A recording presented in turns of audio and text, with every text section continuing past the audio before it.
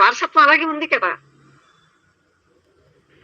అప్పుడు మీకుండి నాకు లేకపోవటం ఏముంది? అది ఆ కోరికలు కావచ్చు, నిర్బంధాలు కావచ్చు, అస్పష్ట భయాలు కావచ్చు, ఇవి ఒకరికుండి ఒకరికి లేకపోవటం లేదు.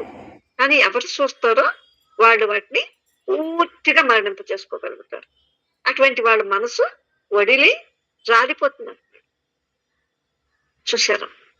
అప్పుడే ఆ ఈర్ష అనేటువంటి దాని పోకటి వేళ్లతో సాది కుప్ప కూలిపోతుంది అనమాట.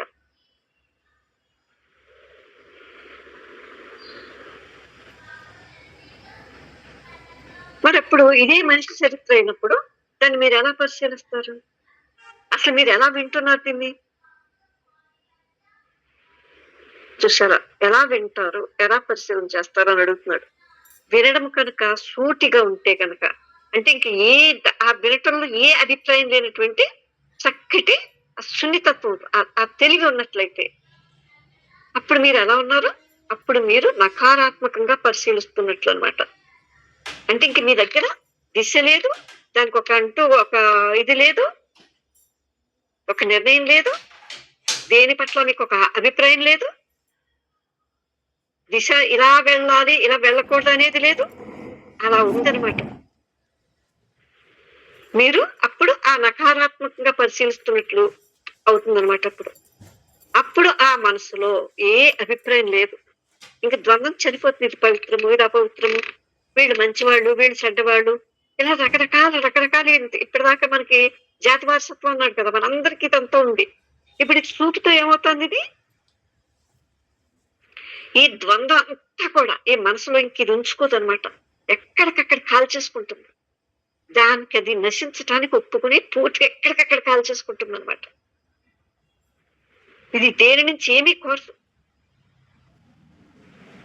ఇంక దీనికి ఏ అభిప్రాయాలు లేవు, ద్వంద్వం లేదు. ఇంక దీనికంటూ ఒక దిశానిర్దేశం ఉండదు.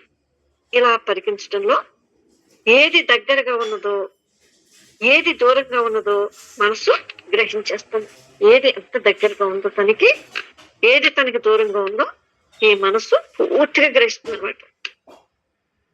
ఎప్పుడైతే అలా గ్రహిస్తుందో అది దీనిలో ఒక సమాప్తి సంగతి ఉంటుందన్నమాట. అమ్మా అది ఉంది కదమ్మా, ఆ పరికించటంలో మీరు అలా ఏది దగ్గరుందో ఏది దూరంగా ఉందో మనసు గ్రహిస్తుంది అంటున్నారు కదమ్మా. అంటే మీరంటే ఇప్పుడు ఆ సృష్టి ఏంటో అక్కడ అది అలా వెళ్ళిపోయేదని చూస్తుంది కదమ్మా, వెంటనే అది గుర్తుపడుతుంది, గ్రహింపు అక్కడ. దానిలో అప్పుడు అంటే అప్పుడు మళ్ళీ తన చెప్పింది అదే కదా, మరి మహావిశ్వం అన్నాడని మనసు అనంతం, అది మహావిశ్వం అన్నాడు కదా, దానికి ఎంతో ఇది శక్తి కావాలన్నాడు కదమ్మా.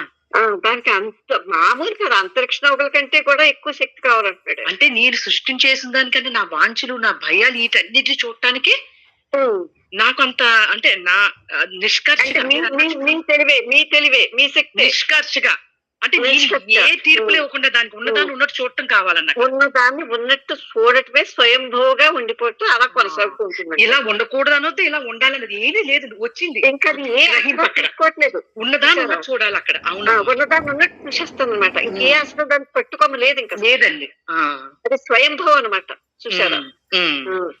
అది అప్పుడేమవుతుందండి, అది ఇంకా దానికి ఏ నిర్బంధం లేదు. అవునమ్మా.